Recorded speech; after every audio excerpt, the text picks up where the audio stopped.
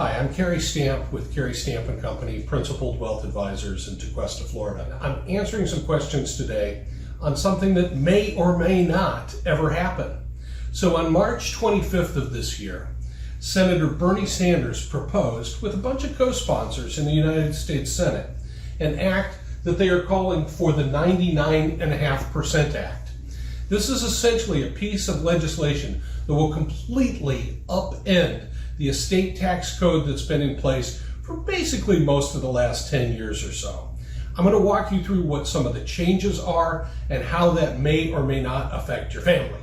But the first thing is, if you've got less than $7 million in your taxable estate, this probably is not even going to apply to you, but you might know some people that could be extremely concerned about what's going on.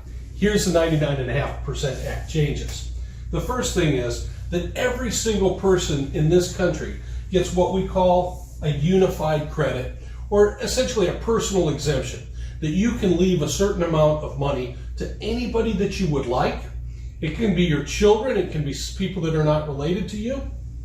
And that amount of money right now is $11,700,000 that we can leave to anybody else.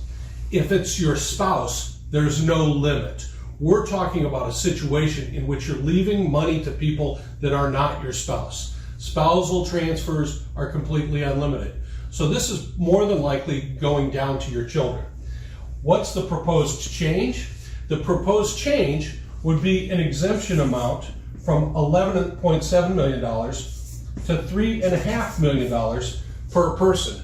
So we just took estates that are under $23 million that were not taxable, and now everything at $7 million and above under this proposed legislation, as it's written right now, would become taxable. The next thing is the gift tax. So the gift tax is a tax on anything that you might give away during your lifetime. And the gift tax and the estate tax rarely have the credit amount as being equal.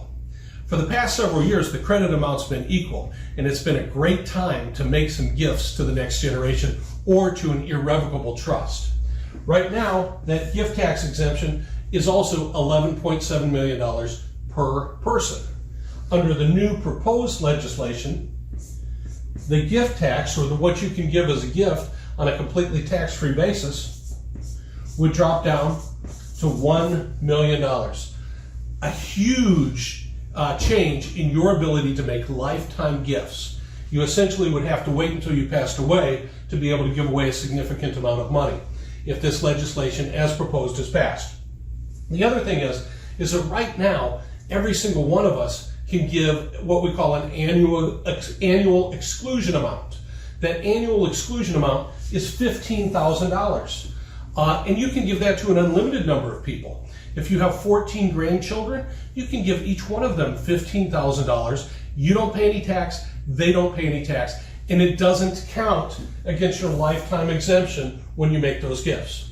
Under the new proposed legislation, that number would go down to about $10,000, and the number of people that you could give it to would be limited. It would not be an unlimited number of gifting like we have right now, but a limited number at $10,000 a gift.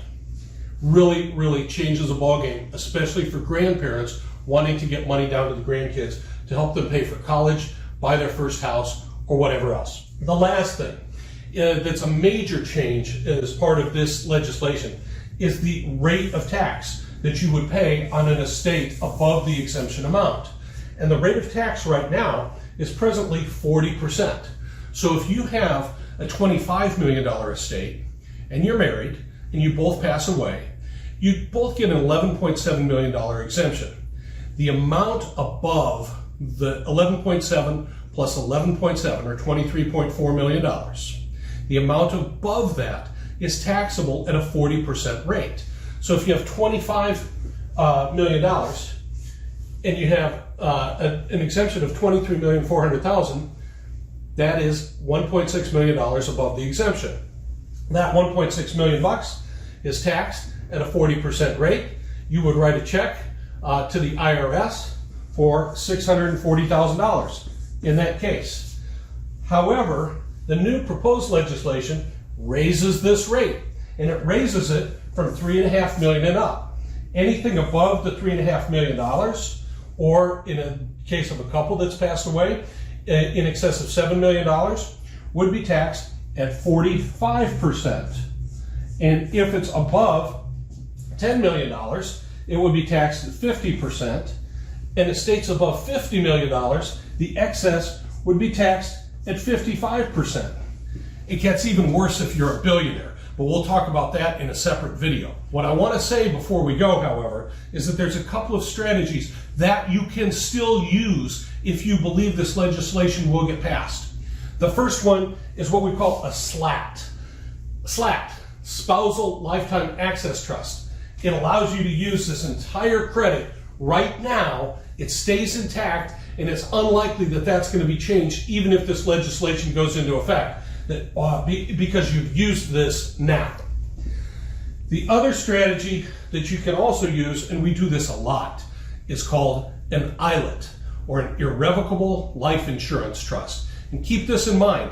If you have a big life insurance policy and it is paid into your estate, that increases the value of your estate and might put you over that $7 million limit. If, on the other hand, you have a life insurance policy and it's owned by a trust, you or your family are not the direct owners. That life insurance policy passes outside of your estate, completely estate tax-free and income tax-free if you've structured it properly. I will share that information in a separate video. Stay tuned.